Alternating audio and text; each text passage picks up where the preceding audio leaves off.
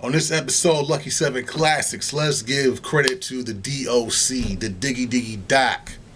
Let's talk about the D.O.C's album, No One Can Do It Better. You don't know who D.O.C is? D.O.C was a rapper who came from Texas, Dallas, Texas to be exact.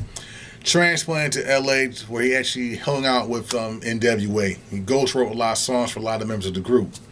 As well as I said, he produced this album that was produced entirely by Dr. Dre. And I know a lot of people love Dr. Dre, and this is really Dre probably at one of his more creative points. I know right now people say he's the greatest producer of all time. I don't quite believe that. I think he's one of the best producers of all time, but I don't think he's the best of all time. But this is a solid, how can I say, example of his great production, and a solid example of how great the D.O.C could have been if it wasn't for his tragic accident a month after releasing this album.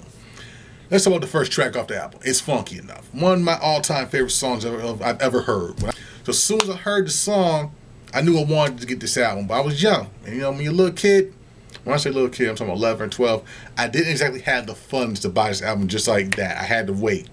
I finally got a tape of it, played it, loved it. But like I said, It's Funky Enough was the best song that came out. This was like the most up-tempo song he had on the album. This is one of those albums that really kind of surprised me because it had a lot of material on there, but a lot of material was more slow, relaxed, chill. It had that good California laid-back vibe to it. And so that's why when I first heard it, I was like, this is a great album. This was the first time I heard hip-hop that was on a different level. It wasn't talking about shooting 20,000 people. It wasn't talking about having house parties. It was just chill. And that's what I love about the album. So It's Funky Enough was a good way to get you into it, but the songs that really got my attention was the formula. When I first heard the formula, I was like, this is just the coolest, most mellow hip-hop song at the time. As soon as you heard it, it was like, oh, I'm loving this. And then to add to that kind of feel, there was Let the Bass Go, another awesome song. There was Whirlwind Pyramid. It's a cool song, not particularly one of my favorites, but it's a little bit more up-tempo. Not the best example of the best songs he had on his album. But like I said, I wanted to just give you an example of why he was so great. For somebody to come out that time and have the lyrical dexterity he had, it was pretty amazing. A lot of people out there were kind of following trends. They were, trying to dress up, trying to be cool, or they were trying to be gangster, trying to be hard, but you never got that impression from D.O.C. Even though he hung out with N.W.A, he kind of cut his own niche in the industry, and I like that about him. And like I said before, it was a real tragedy to find out that he had his larynx crushed when he got into a car accident. He almost died from the accident, and very sad to say, he was never quite the same. His voice was totally destroyed. So even after that, this is one of the times where you kind of feel like you wonder how big he could have been if he would have been healthy, if he never got in that car accident. But I just want to tell you that Tracy Curry, who D.O.C's real name is one of the best artists I've heard back in that time, and I really, really wish he would have had that chance to blossom into who he could have been. But when I think about it, he has kind of blossomed secretly. And when I say secretly, is that he wrote a lot of the Chronic. He wrote a lot of albums for D.O.C, for Dr. Dre.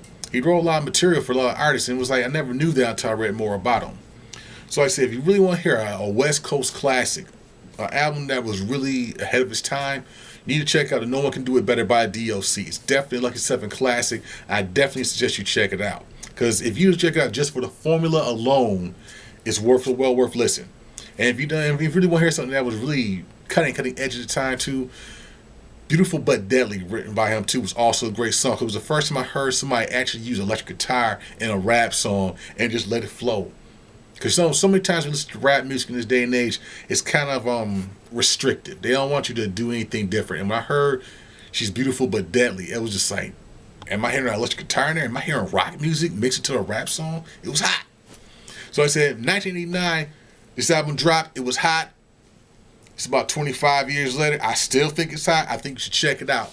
Like I said, it's a Lucky 7 classic, so definitely pick it up. D.O.C, No One Can Do It Better. And I still don't think no one can do it better. Peace out.